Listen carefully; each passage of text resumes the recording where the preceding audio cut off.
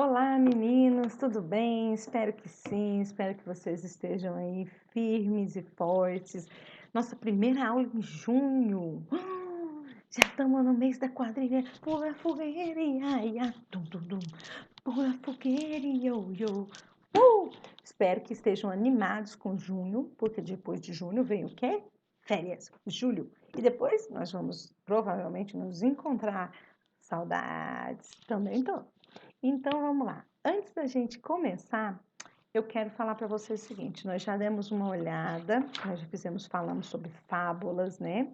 Já organizamos muitas coisas aqui, né? Produção escrita, falamos sobre fábulas, e isso já do segundo bimestre. Já fizemos a correção dessas atividades, tá? Então hoje eu vou estar falando um pouquinho mais com vocês, apesar que eu já falei, e vou estar falando de novo um pouquinho mais com vocês sobre a fábula, a sinopse. Como assim sinopse? O que é sinopse? Linguagem coloquial e texto narrativo. O que eu quero que vocês prestem bastante atenção? Nós vamos fazer um simulado, né? O que é um simulado? Ele simula uma prova que futuramente vocês vão estar no vestibular, ou futuramente vocês vão estar fazendo Enem, ou uma prova de concurso, alguma coisa nesse período. Então, assim, vocês já vão se preparando para chegar a fazer. E a nossa matéria é muito importante, tanto redação quanto literatura, elas são extremamente importantes para o concurso, para a universidade, para você ingressar numa universidade e para também o Enem, ok? Então, a gente vai fazer um simulado e no nosso simulado de português, de redação e literatura, eu vou estar trabalhando com vocês sinopse, ok? Sinopse, linguagem coloquial e texto narrativo. Eu peço que vocês comecem, espero que vocês já tenham começado a ler o livro. As nossas atividades que eu estou passando, vocês têm uma semana para fazer. Entregue para mim no Classroom, eu estarei avaliando e vai ser contado com a nota de segundo bimestre, ok? Então, nós já fizemos uma atividade, que foi a atividade da fábula, né? Já foi até corrigida. E agora vamos para a atividade de sinopse, para a matéria sinopse. Vem comigo! Então, vamos lá. Repetindo, só para ficar bem marcado. Trouxe algumas teorias novas também. Sinopse é uma espécie de resumo, uma síntese de uma obra literária, científica ou etc. Né? A sinopse também é chamada de sumário, pode ser chamada de sumário, pois também é uma versão mais curta de um texto original, não necessariamente um resumo. O objetivo da sinopse é fazer com que o leitor entenda os pontos principais do texto original. E pode ser lido a sinopse de um livro, um filme, um evento, e ele é essencial para fazer com que os indivíduos se interessem ou não pelo resto da obra. É uma espécie de chamariz, tipo assim, vou ver aqui, será que eu vou querer ver esse filme mesmo? Será que eu vou ver essa peça no teatro? Ai, será que esse CD desse autor é bom? Por exemplo, uma live aí que está acontecendo muito agora, geralmente tem uma chamativa ali, propaganda, não. É um pouquinho além da propaganda. É uma propaganda maiorzinha.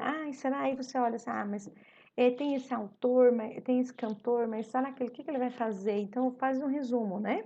E faz um resumo e coloca ali, aí chama atenção.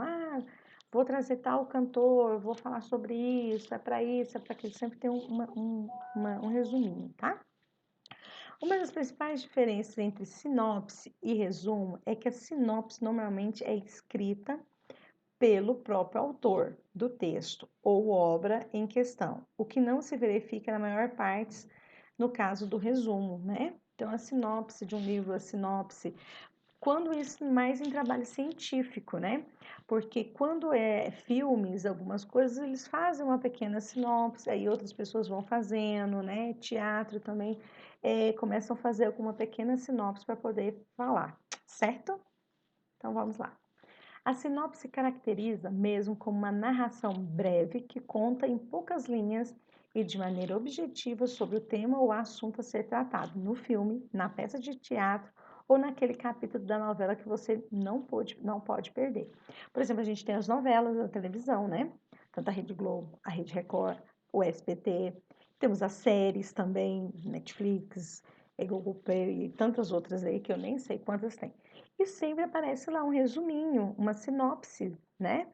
Pra gente ver, é o resumo do dia, né? O resumo da novela, o resumo das pessoas ali que estão participando, tá? Ok? Ou do filme, da série que você tá vendo. Então, continuemos acá.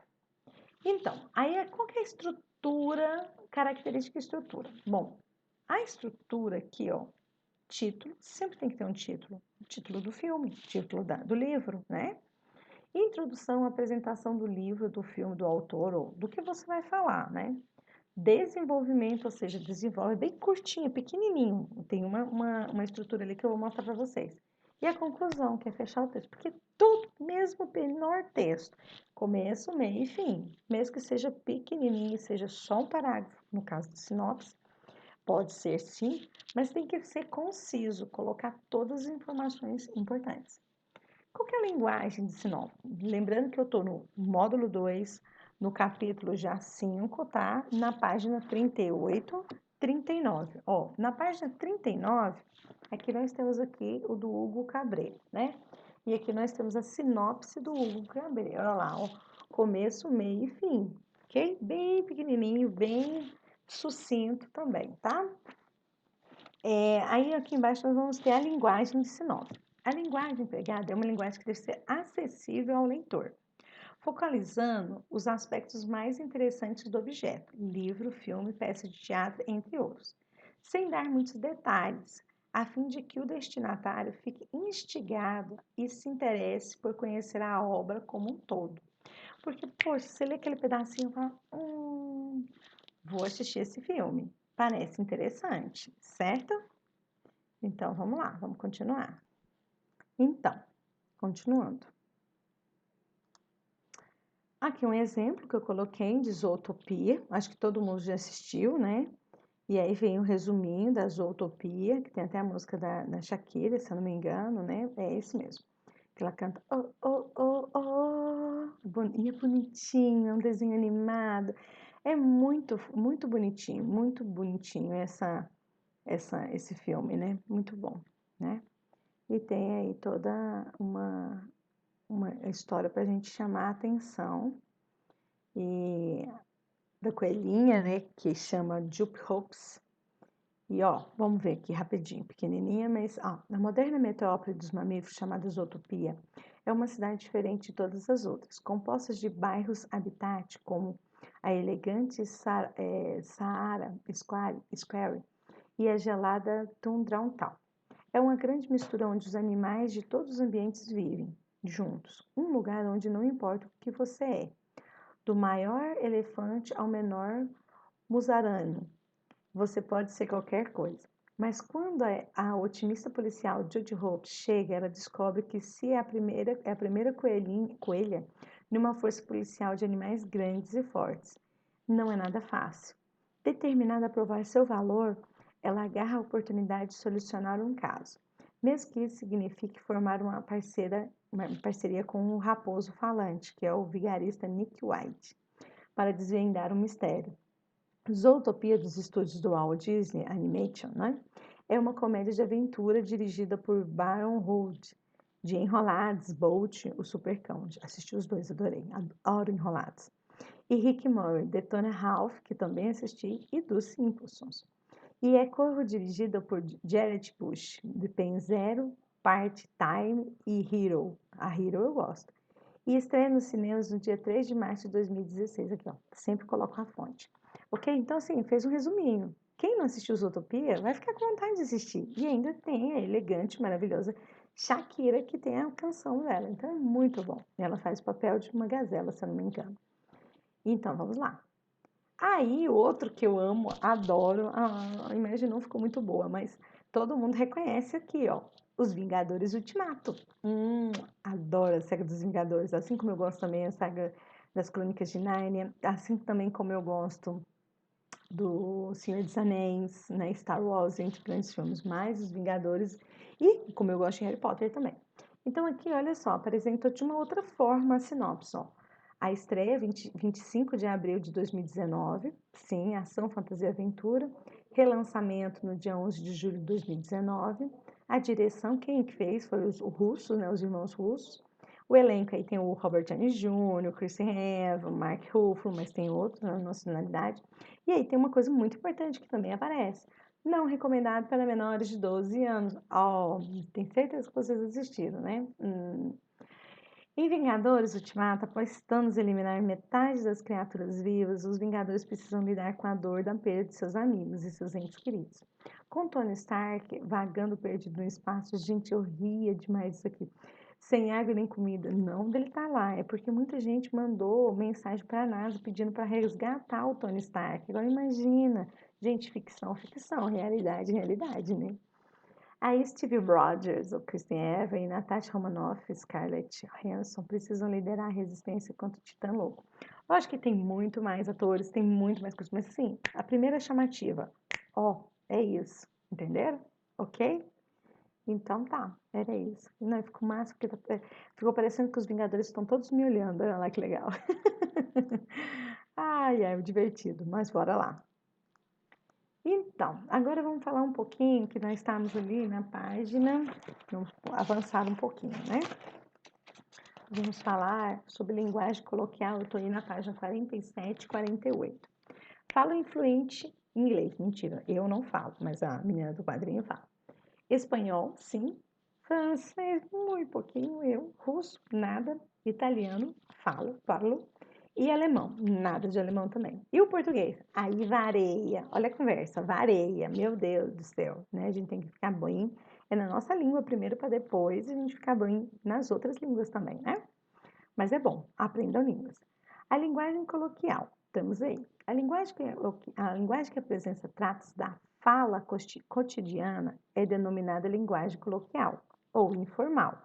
Isto é, uma linguagem que se aproxima da conversação. Essa linguagem constitui-se em uma variação linguística e é empregada em situações informais de comunicação. Professor, eu posso usar isso em um quadrinho, em um comics, numa charge, às vezes estou falando alguma coisa igual ela falou, aí vareia.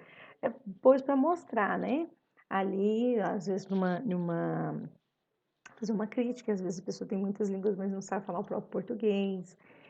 Mas tem uma coisa diferente aí, às vezes a pessoa, como trabalha muito com a língua, outra língua, às vezes alguma coisa ela às vezes confunde, né?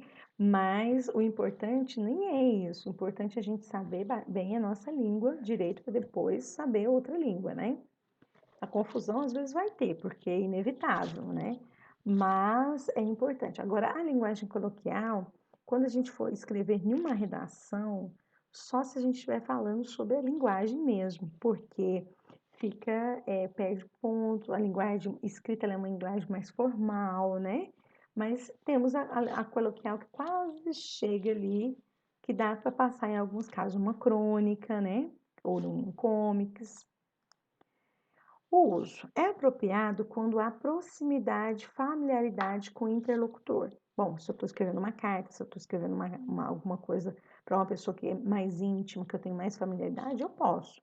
Mas já para o presidente da República, eu não posso mandar uma carta que não seja usando os vocativos e a linguagem padrão, né? Formal. Quanto mais próximo dele, mais informal tende a ser a linguagem. Quanto mais distante, mais formal deve ser a linguagem empregada, ok? Aí eu passo aqui para o texto narrativo. Eu vou explicar um pouquinho do texto narrativo, porque na página 49 nós vamos estudar causa. E causa é bem interessante, vocês acreditam? Porque assim, eu não posso falar de causa sem explicar o que é um texto narrativo. Então vamos lá. Os textos narrativos apresentam narrador, enredo, personagem, espaço, tempo, conflito, clímax, resolução do conflito e conclusão dos fatos. Entendam bem isso, tá?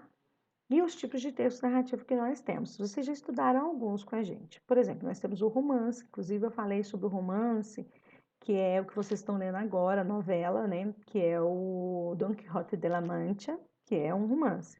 É uma narrativa sentimental longa, advinda da literatura oral, em que as pessoas contavam oralmente histórias de amor e aventura. Há sempre um trama central e pequenas outras secundárias que se cruzam para formarem a história. No romance, todos os elementos de um texto narrativo se fazem presente. Entretanto, o enredo geralmente é dividido em capítulos, ok? Aí tem todos aqui, ó, como exemplo, que eu já tinha falado para vocês. Dentro dos gêneros da modernidade, o mais destacado é o romance, que pode ser classificado biográfico, policial, histórico, psicológico, regional, de costumes, de cavalaria, que eu dei o exemplo do Dom Quixote, que é uma crítica aos romances de cavalaria, né? De ficção científica e etc. Aí nós temos a novela, que sim, o Dom Quixote, eu coloquei aqui, que ele é uma novela, é um gênero literário que tem características bastante peculiares. A saber, seu enredo é formado por uma popularidade de histórias entrelaçada uma das outras, portanto, não tem um foco somente em uma única história ficcional. Segue uma ordem sucessiva de fase, começo, meio e fim. Portanto, há predominância de tempo cronológico, linguagem simples e objetiva, possui número restrito de personagens. Em Dom Quixote são poucos personagens, né? Nesse gênero, o narrador é detentor do tempo e do espaço, assim como a ação, o tempo e o espaço são ágeis, com o intuito de não desinteressar o leitor e nem desviar o seu foco. Aí nós temos o conto, que é uma narrativa mais breve, né, mais centrada, mais curtinha, né? E ocorre um único conflito, conta com poucos personagens e relata apenas uma situação. Nós temos a crônica, que é algo do dia a dia, né? Integra o cotidiano bastante popular, característico por textos breves, que relatam fatos que cronistas vivenciaram em seu dia a dia e desenrolaram com preocupações distintas, relacionadas à crítica social, ao lirismo, ao humor e à filosofia. Gente, eu sempre falo, às vezes você quer fazer uma crônica contando como é que está sendo as videoaulas, como é que está sendo assistir aula no Zoom. Essas são coisas do dia a dia que a gente está vendo. Como é que está sendo a pandemia na sua casa? Você pode fazer uma crônica, né? A crônica pode ser uma crítica, crônica, assim, lógico, tem os elementos da crônica. Pode ser de humor, achar uma situação engraçada, né? Contar algo do dia a dia que você está passando, mas que foi engraçado, né? Pode contar sobre o seu cachorro, sobre o momento que você desceu do prédio, que você levou no condomínio o seu cachorro para passear e encontrou alguém que estava de máscara, não estava de máscara. Nossa, e agora? Como é que a gente faz? Ou foi no supermercado, não pôde entrar porque estava sem a máscara. Tem toda uma situação. Então, são coisas do dia a dia. Então, essa nova figura tem esses detalhes também. E aí, nós temos a fábula e o apólogo. A fábula é um texto narrativo que se assemelha junto com o apólogo, lembrando que a fábula é a personificação dos animais que são responsáveis pela ação, né? E tem lição de moral. Já no apólogo, os objetos são personificados, ou seja, minha garrafinha pode ser personificada, meu prendedor de cabelo pode ser personificado, ok? E a moral fica dentro do texto, não tem um espaço separado para ele, como nós vemos. E aí eu chego, falei desses todos para você diferenciar do caos. O que são causos? São histórias que apresentam fatos exagerados e extraordinários, contados por um narrador que sabe em detalhes como os fatos aconteceram, podendo não ter participado deles. Então, assim, vai ter um pessoal mais velho, às vezes no interior, junta, vai fazer pamonha, ou vai fazer um churrasco, ou senta na pracinha e vai contar algum caso. O seu avô, sua avó, sua bisavó, sua bisavó, senta e vai começar um caso, uma vizinha, uma tia-avó, né? E conta o caso, e senta aqui, eu quis colocar uma pessoa bem desse jeito aqui mesmo, que bem interiorana aqui do estado de Goiás, tem até um, um um programa de televisão, Frutos da Terra, que fala dois dedos de prosa, né? Dois dedos, então é um caos, né? São casos, né? Causos, né?